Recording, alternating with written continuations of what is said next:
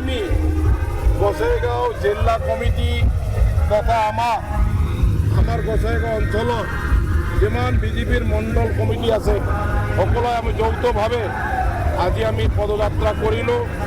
অলপ আগতে দুপৰীয়াত আমাৰ দলৰ মুৰব্বী আগ্ৰামা মহিৰ আলী ছাৰে বিশাল এটা গণ সমাবেশ গোটাই পেলাই আজি আমি ইয়াত গণ সমাবেশ এটা কৰিলোঁ।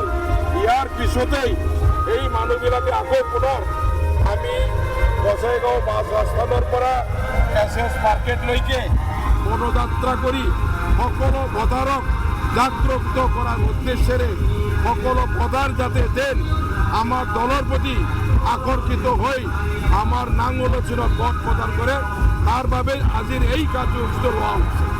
কংগ্রেসের কেন্দ্রীয় সম্পাদক আজি আহিছিল, নির্বাচনত প্রতিদ্বন্দ্বিতা করলে কোনেও নাহারে। আপনাদের সাংবাদিক গোসাইগাঁও মহকুমার চুকে কোণে আপনাদের সবে যায় গম পাইছে যে এইবার বঁটা কার লগত বইছে। আপনাদের নিশ্চয় ভালকেই জানে এইবার যে কোনো দলে আমার লগত প্রতিদ্বন্দ্বিতা কৰিব নোৱাৰিব এই কথা